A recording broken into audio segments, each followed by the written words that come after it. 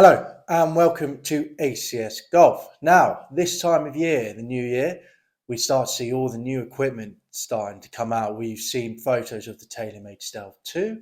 We've seen photos of the Ping G430. The Callaway Paradigm has already been released. Titleist's TSR range drivers has been released beginning of the last year. And then obviously we start to see the restrictions. So the ZX Mark II, Mizuno, we've seen pictures of them as well. So they're all starting to come out. But one big sticking point for me this year is the price tags of these things. The new Callaway Paradigm is going to be retailing at £529 in the UK, and that's going to be $600 in the US. Very much similar to the TSR price. Now, if the Stealth is the same as that, you're looking at very expensive drivers. I expect that the Cobra, the new Cobra, will probably be a little bit below that. They normally generally are with their drivers, but that's a hell of a lot of money to be spending on a brand new club. Now, for me, I get excited about this time of year, not because of the new releases. Don't get me wrong, I love watching the videos, love watching reviews, and obviously love going down to shops and having a look at the new stuff. But for me, I'm more excited because now you start to get a massive influx in the market of last year's models, so 2022, because people are selling them to go and buy the new stuff, etc. So for me, this is the most exciting time of year to go out there and try the older stuff in the second-hand market and get a really good deal. And that's the whole point of this video. Now, I've picked up one of these drivers from 2022 that I'm going to talk to you about and show you, and just show you how good this driver is, and compared to other bits on the market as well that you can get, but it's such a reasonable price, which is just perfect, really. I mean, yes, you can go out and spend £529 for a brand new driver, but why not save yourself 300 quid and get yourself a cheaper one that still looks great, still performs fantastic? Because let's be honest, the increase in technology and increase of performance over the past few years have been very small every year, if not none, really. There's only so far you can build these things to make them go so far to be conforming to the rules and regulations.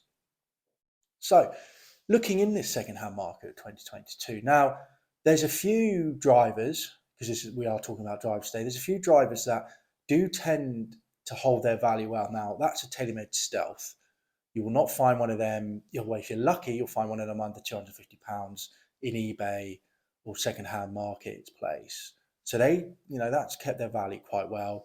The same with the Ping G425s. They keep their value well again. You're looking around that £250 mark to get a decent one. But then you start to look at other ones. Now, you get the Cobra LTDX, which is one of the best drivers of 2022. Now around the 200 mark. If you're lucky, you can get it under that. You have the Friction ZX. Now, the Friction ZX, you don't hear much about, but it's still a really good driver. And I've actually seen this on, so not even on eBay, but on second-hand marketplaces like Golf Bidder over here in the UK for £160, £170. That's mad for last year's driver that was retailing, I think, around the 429 mark for that much. And then you have also Mizuno's and other drivers as well, which you're now looking under that £200 mark, around that 150 mark for their 2022. So literally, technically, a month ago, editions of their clubs. So great. Now, I will say Callaway. Callaway's a bit of a tricky one. Now, the Rogue last year was a very popular model, and that's actually tending to keep its value more. So again, it's around the Stealth, around that 250 mark in the second-hand market. Now, if you look for other models, such as their Maverick or their Epic, for some reason, they haven't kept their value well at all. So do keep an eye out for them on the second-hand market, because they're great drivers. And they're relatively, I think I saw a Maverick an Epic, sorry, the other day go about £110. That driver's going to do exactly everything else does as well, and not better, for a fraction of the price. It's great. Now, moving on to the driver that I picked for this review. Now, I mentioned Mizuno a second ago. We all know I'm a massive fan of Mizuno drivers. I just think they're so underrated, and they're an absolute bargain. And that's what I've got for you today. So I picked up this. The Mizuno 220 ST-G. So part of their 2022 lineup. And I picked this up for £150. I mean, it's madness, absolute madness compared to everything else. You know, you can go out there and buy a driver from last year in relatively good condition, well, very good condition actually, for £150. Why go out and spend an extra 400 quid for a brand new driver, you know, just off the shop when you can save yourself that money? You know, put that 400 quid to a Scotty Cameron putter, put that 400 quid to, you know, a good set of irons. So they're out there. Now, to talk about Mizuno's range, because it's the whole range, really, their 2022 lineup. Now, you have the Mizuno ST-X, which is their draw bias model. So it's the ST-X 220, which is the most forgiving, and also, like I mentioned, draw bias. Then you have their ST-Z 220, which is sort of in the middle. You know, it's got some decent distance and it's got a very decent amount of forgiveness. A lot of reviews that I read last year about the club actually put it in one of the best forgiveness categories, the ST-Z, so not even technically Mizuno's most forgiving driver. And then you had this one, which is the ST-G, which I've just mentioned. Now, going into about this club, now you'll notice on the bottom, we have three sort of rail tracks. We have one here, one there, and then one at the back. And then the whole point of this is that you have two weights, as you can see here and here, and you can move those two weights around to basically to match what you want from the club. So if you have both the weights there, it's supposed to be more high trajectory, more forgiving. Two weights right here at the front will make it a low spin model. If you want sort of a draw bias, then you can have it, you know, have it here, which I actually do at the moment, so near the heel of the club, so there. And if you want a fade bias, then you can put the weights there in the toe, and then you can have it sort of in the middle for a higher draw bias, higher fade bias. So put all the weights for fade in this track here, or sort of a medium high fly where you have the two weights here, which is just great. So it means you can really go out there, have a fiddle with it, and find out what best works for you. Then obviously with the model itself, you have the normal sort of technology that Mizuno has in the club, carbon crown top here, which you can see, which I really do like. It's beautiful to look down on a Mizuno driver. Very nice there with a little alignment aid there, which is really nice. The only thing I will say about it though is it can, as you can see with the light reflecting off, it can get quite glaring in the sun. I remember looking down and I had the ST-X last year, and I remember looking down at it and I could see the clouds going over the crown when I was about to hit a drive, and I was like, very pretty, but not exactly what I want to see when I'm trying to look down at the ball. Now, they've also got a beta TI face, and the whole point of this, it's supposed to add even more forgiveness, so titanium face, variable thickness across it. One thing they mention about it is it's supposed to help with lower hits, again, because they work for forgiveness here.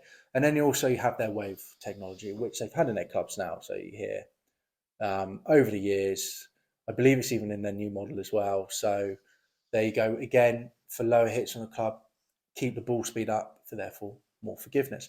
And that's one thing that Mizuno's really tried to do, is really tried to get good distance, but also really maximize that forgiveness.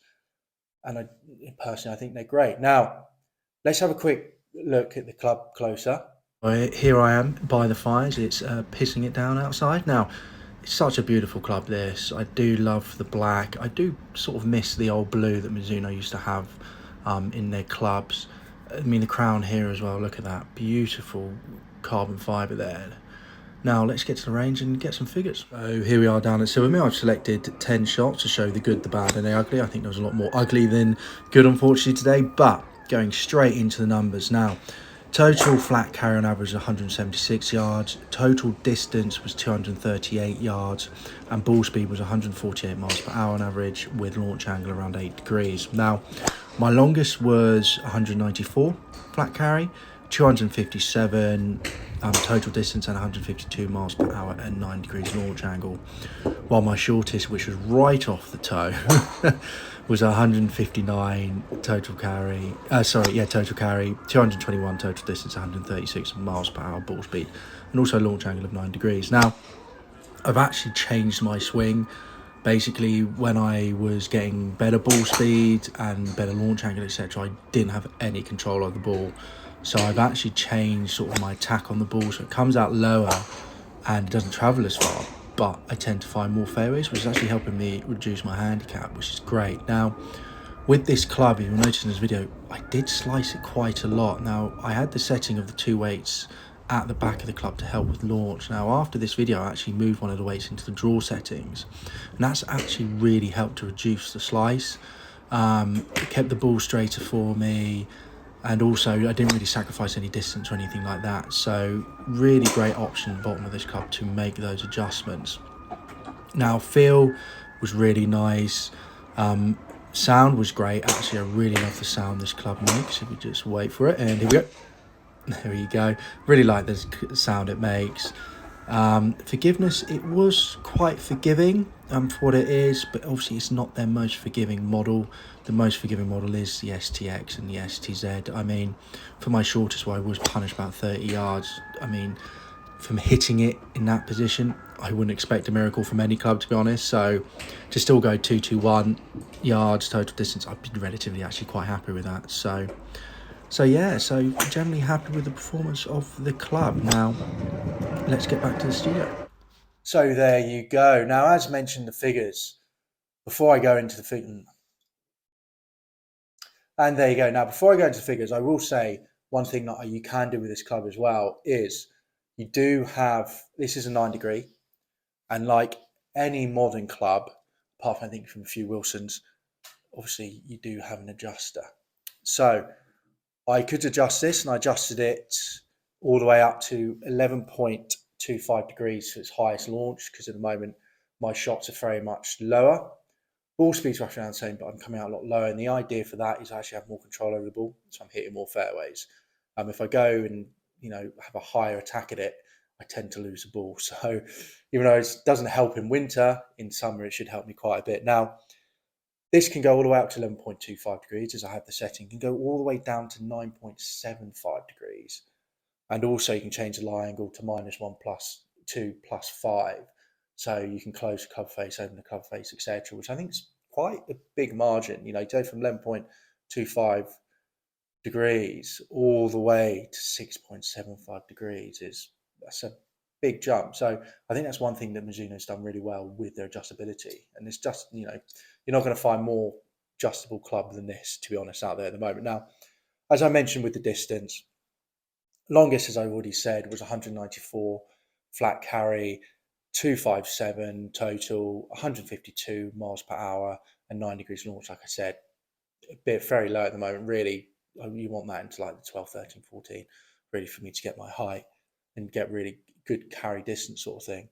Shortest though was 159 flat carry, 221 total distance, 136 miles per hour ball speed, and 9 degrees. Now, I did hit that right out there, right on the toe. So I would say any club you hit there, it's not going to massively have much forgiveness. I mean, it's right there. What can a club do? But I will say this isn't the most forgiving model.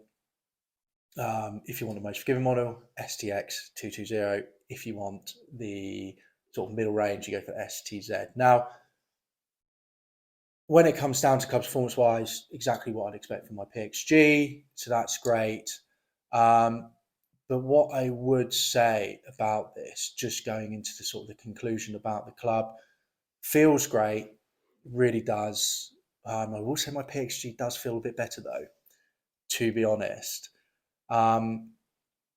Distance wise was very much similar to my PXG, but if you look at other reviews and everything like that, Mizuno really are good at keeping that sort of the forgiveness, especially the STZ and the STX, but don't expect it to be the longest. Now, obviously for you, if you have a club fitting or you know exactly your specs, this could be the longest. You never know. But if you're putting it against a Cobra LTDX or the TaylorMade Stealth or Rogue, etc., I don't think it's going to quite match up. Now, what's Mizuno's in their 2022 versions and previous years, what they do supply is really good forgiveness, and it tends to be sort of middle ground, maybe middle upper ground for distance. So it's definitely not going to be the shortest out there. And as I've shown, for me, it wasn't the shortest out there. I've definitely tried other clubs that have been shorter, and like I said, it was very close to my. It was, well, pretty much what I would expect from my PXG. Maybe my PXG might be a little bit further, um, but you know, they're beautiful clubs. They got sort of, high to average distance, very forgiving. And I just think, why go out and spend £530 for a brand new driver when you can be spending £150 for these? Now, personally for me, if we just chat about this as sort of, a mid to high handicapper, I like the ST-G, sorry, but conclusion wise, I don't think it should be the one we're targeting for. Now, I think it is great with adjustability, and especially if you're just learning the game, for example, but you've still got a really good swing on you. One week everything might be a fade, and the other week everything might be a draw. So you can adjust it, which is great. But I think you can get really overcomplicated, which, if you're high handicap, mid handicap, you don't really want. I mean, if you're down low or plus or etc., then putting the two weights in the front and making this a bit of a low spin demon, then yes, then go out for this. But for the rest of you watching this, I would suggest really to go for the STZ. It's very much middle ground, still tons of forgiveness and good distance, and you can still pick them up for about 150. Obviously, if you want that dual bias, go for that STX 220, but you might sacrifice even more distance for that. So overall, do have a look at 2022 drivers now that the new ones have come out, because you can pick up some great deals. I love the Mizunos. I love the 2022 range, 2022 range, and the 220 range. Very premium looks, great feel, great performance as well, and you can pick them up for an absolute steal. I mean, just look at the head cover itself as well. Very premium, great shafts as well in them. I've got the hazardous RDX smoke here as well in it, stiff. So do have a look out. If you're looking for a new driver, you want to upgrade your driver this year, have a look at 2022 model. Don't worry about necessarily going to get the brand new stuff. If you want to, then please do go and get yourself fitted for that, etc. But if you want to save yourself a bit of money, go for the 2022 versions, and definitely make sure you check out the Mizuno range, because they're fantastic clubs, and I think you'll be really happy with them. Now, if you are like this video, please do give it a like, comment what 2022 clubs, drivers you currently use. Are you planning to upgrade yourself to any 2022 as well? And also do subscribe to the channel. Thank you, and I'll see you soon.